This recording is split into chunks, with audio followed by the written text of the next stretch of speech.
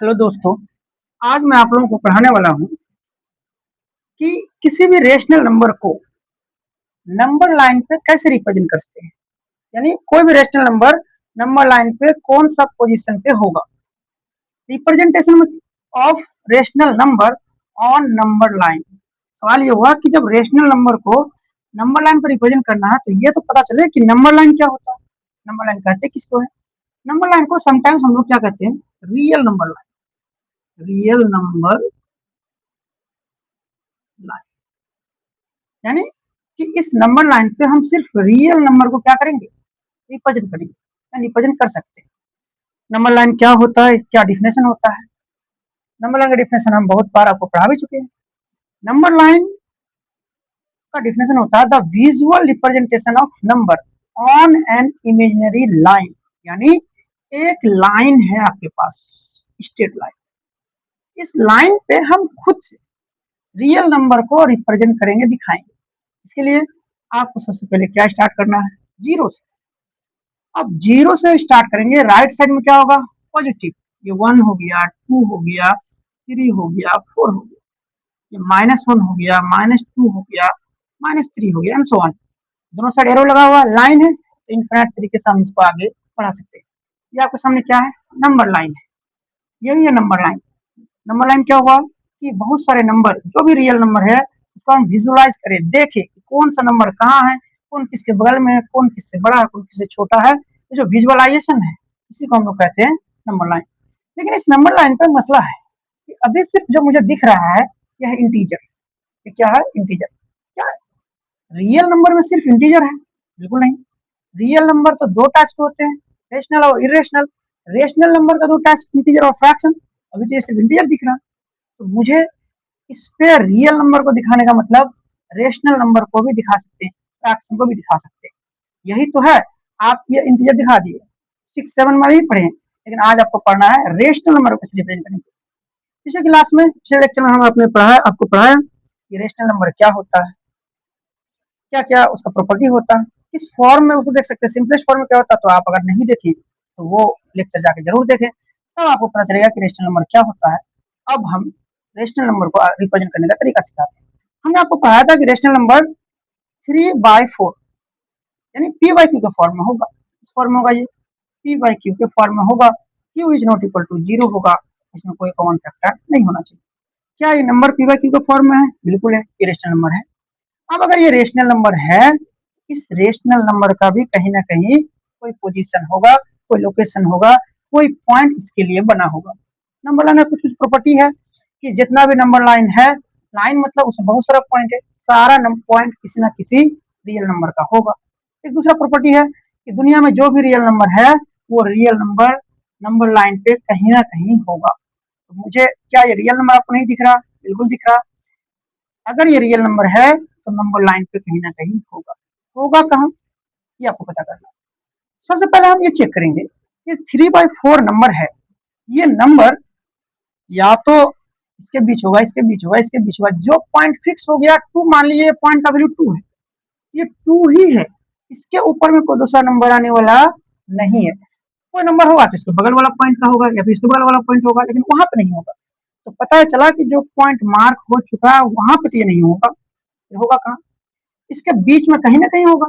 यहाँ होगा, यहाँ होगा, यहाँ होगा, यहाँ होगा, कहीं भी हो सकता है। अब मुझे तो वही पता करना है इसके बीच में कहाँ पे होगा। बताइए 3/4 कैसा नंबर है, पॉजिटिव या नेगेटिव? अगर ये पॉजिटिव नंबर है तो ये नंबर 0 से बड़ा है कि छोटा है? नंबर में एक अच्छा प्रॉपर्टी होता है कि जो नंबर ग्रेटर होगा वो स्मॉलर नंबर के राइट में होगा। ये नंबर पॉजिटिव नंबर है, 0 से बड़ा होगा, 0 के राइट में कहीं ना कहीं होगा। अब कहोगे कि सर 0 के राइट में तो यहाँ भी जगह खाली है, यहाँ भी जगह खाली है, यहाँ भी जगह खाली है, यहाँ भी जगह खाली है, कौन सी जगह में? यहाँ रख दे, यहाँ रख दे। नहीं, आपको चेक करना पड़ेगा कि किस जगह होगा। यही तो इसका मसला है। अब बताइए 3/4 क्या 1 से बड़ा होगा कि छोटा होगा? तो आपको अगर पता हो कि 3/4 जो है एक प्रोपर फ्रैक्शन है। प्रोपर फ्रैक्शन किसको कहते हैं? जिसका ऊपर वाला छोटा हो, नीचे वाला क्या हो? बड़ा। तो क्या ये 4 3 से बड़ा है? बिल्कुल है। तो ये कैसा फ्रैक्शन हुआ? Proper fraction.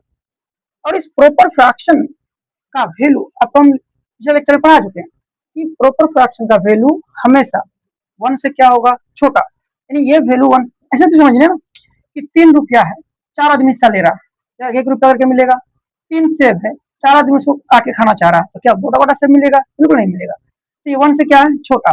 1 से छोटा होने का मतलब 1 के किधर होगा, लेफ्ट में कि राइट में, अभी पढ़ा है कि छोटा लेफ्ट में होगा। पता है चला कि 0 के राइट में होगा, 1 के क्या होगा, लेफ्ट में होगा। तो क्या मिला, ये जो नंबर है 3/4 सर, ये 0 और 1 के बीच होगा। 0 1 के बीच का पार्ट यही है, यही पे कहीं ना कहीं होगा। इस पार्ट्स को हम कितना पार्ट्स में डिवाइड करेंगे, नीचे डिनोमिनेटर डिवाइजर है, कितना पार्ट्स में, 4 पार्ट्स में, 1 2 3 एंड 4, 1 2 3 4 हो गया। तो 3 पहला पार्ट क्या होगा, 1/4, दूसरा क्या होगा 2/4, तीसरा क्या होगा 3/4, चौथा क्या होगा 4/4। 4/4 मतलब कट्टे 1 लिखा हुआ।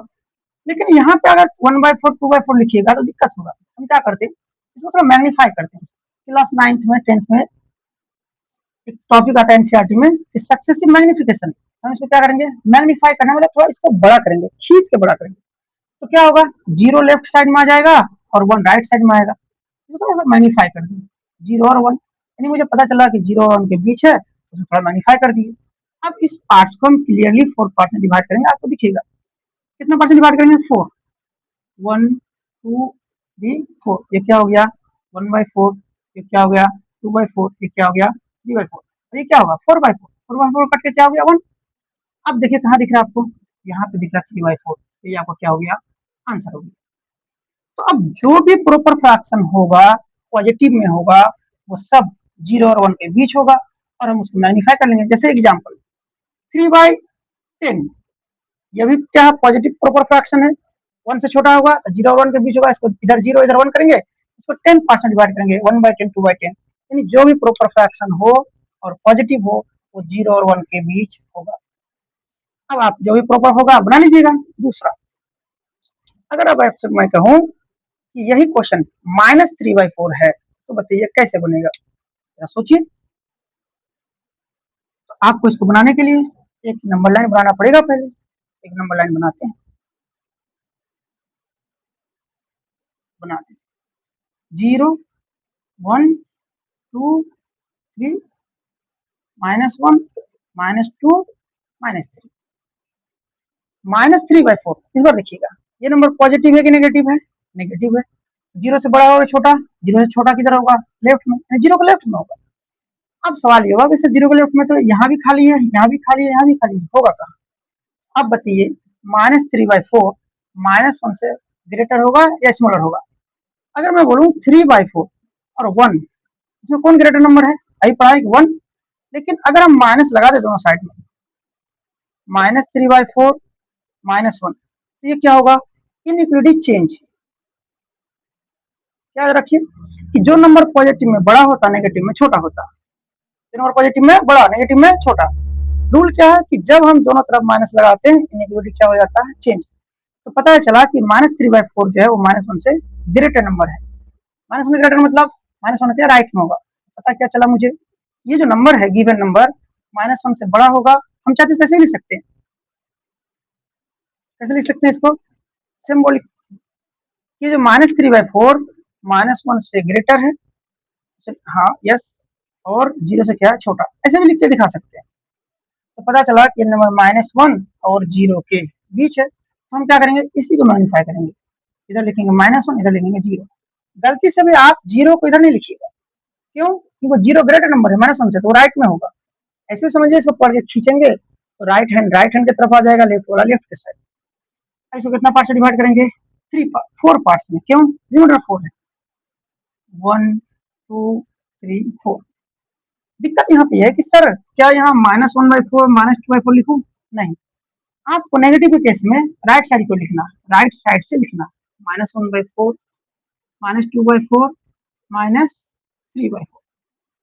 कहा सर ऐसा क्यों, इधर से क्यों नहीं लिखे आप, अगर उधर से लिखिएगा तो जो नंबर लाइन का रूल है वो गलत हो जाएगा। जैसे -2/4 और -1/4 में बड़ी संख्या कौन है, अगर मैं प्लस में देखूं तो 2/4 ग्रेटर है, लेकिन अगर जब से माइनस लगा दूं ये क्या हो जाएगा, छोटा, यानी -2/4 छोटा है, -1/4 क्या है, बड़ा।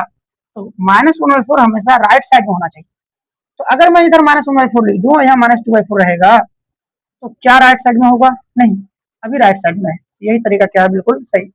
आपको क्या याद रखना है कि नेगेटिव के केस में जब हम लिखते जाएंगे 1/2 या फिर 1/4, 2/4, 3/4 एंड सो ऑन, तो राइट से लेफ्ट क्यों लिखेंगे? क्या ये बात समझ में आया? कहोगे सर ये तो प्रॉपर फ्रैक्शन था, आप आसानी से बता दीजिए। जरा इम्प्रॉपर फ्रैक्शन के बारे में बताइए कि वो कैसे बनेगा। जैसे एक क्वेश्चन आपको दे दूं, तीसरा नंबर में 14/5, 14/5, इसके बारे में पता करना कि ये नंबर कहाँ होगा। इसके लिए सबसे पहला यह इम्प्रॉपर फ्रैक्शन, आपको क्या करना है, इसको मिक्स्ड फ्रैक्शन बनाना। मिक्स्ड फ्रैक्शन कैसे बनाते हैं? 14 को डिवाइड करेंगे इससे 5 से, 5 2 जा 10, 4 आ गया, तो बना क्या, 2 होल नंबर 4/5, मिक्स्ड फ्रैक्शन बन गया। अब आप बताइए 2 होल नंबर 4/5, आपको ये भी बताए हुए हैं, इसको हम ऐसे लिख सकते हैं 2 + 4/5। इसको जब सॉल्व कीजिएगा एलसीएम लेके तो इतना ही आएगा, 2 + 4/5। अब बताइए नंबर 2 से ग्रेटर है कि स्मॉलर है?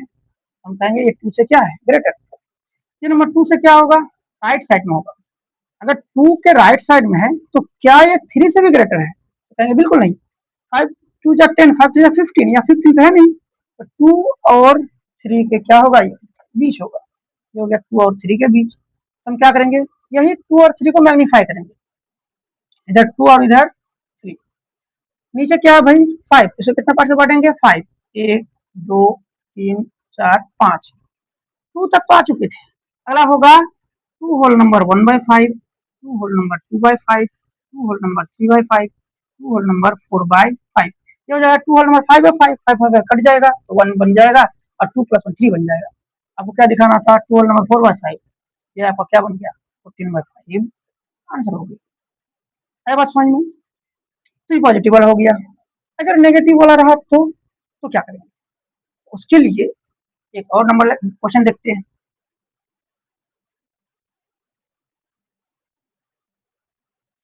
देखिए क्वेश्चन नंबर 4, क्वेश्चन नंबर नहीं मतलब एग्जाम्पल नंबर 4, -9/4, -9/4। रूल सेम है, आप क्या कीजिए, इसको पहले इम्प्रोव फ्रैक्शन बनाइए। 4 2 जा 8 होल नंबर 2 होल नंबर 1/4, 4 2 जा 8 + 1 9, 9/4 है, माइनस में है, यानी ये नंबर -2 से भी क्या है भाई, छोटा है। -2 से क्या है, छोटा। -2 और -3 के क्या होगा, बीच होगा। तो हम क्या करेंगे, इसको -2 और माइनस, आपको समझ में आया? देखिए 2 होल नंबर 1/4 2 से ग्रेटर है, उससे क्या है, ग्रेटर, लेकिन जब माइनस लगा देंगे दोनों तरफ माइनस तो चेंज हो जाएगा, यानी -2 क्या हो जाएगा, ग्रेटर, यानी -2 से ये नंबर छोटा है, -2 से छोटा नंबर क्या होगा, लेफ्ट साइड में होगा। इधर हो गया -2, इधर हो गया -3।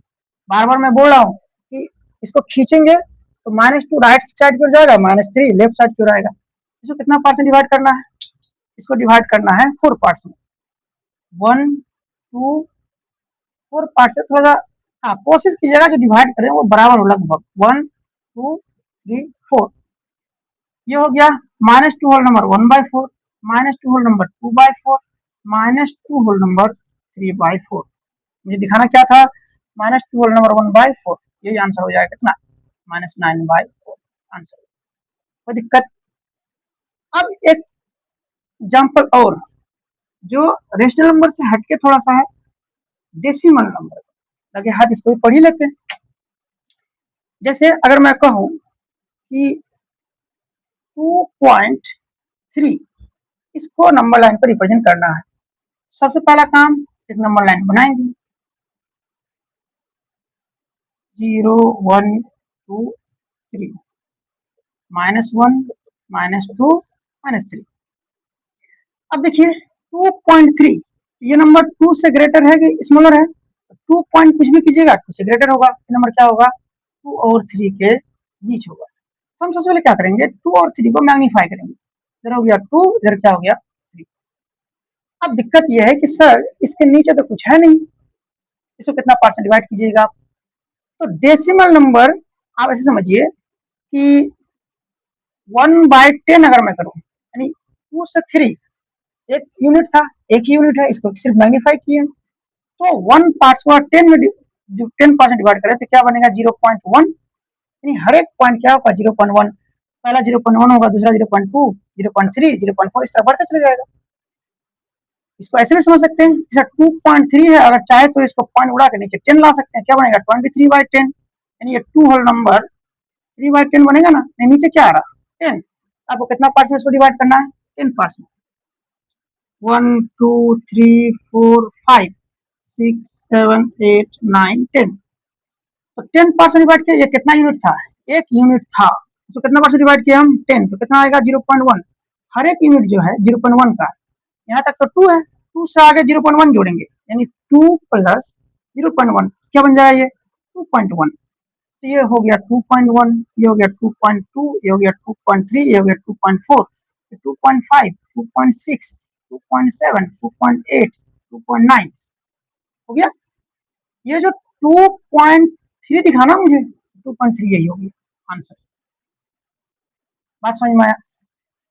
अब अगर कहोगे सर आप तो एक डिजिट है 2.35 ऐसा रहता, 2.35 ऐसा रहता, एक क्वेश्चन नया क्वेश्चन बना देते हैं, 2.35 रहता अगर, तो काम ये सेम होता, 2.3 तक तो मुझे पता है ये, लेकिन 2.35 है, तो 2.35 2.3 से बड़ा होगा, लेकिन 2.4 से क्या होगा छोटा, तो मुझे इसको फिर से मैग्नीफाई करना होगा, किसको किसको 2.3 और 2.4 को, इसको कितना परसेंट डिवाइड करना है, फिर से इसको 10% डिवाइड करना है, क्यों, क्योंकि ये हर एक पॉइंट, हर एक जो गैप है यूनिट 0.1 का है, इसको 10% डिवाइड करना तो क्या बनेगा 0.01, अब 2.3 में 0.01 जोड़ेंगे तो 2.31 बनेगा, 1 2 3 4 5 6 7 8 9 10, ये हो जाएगा 2.31,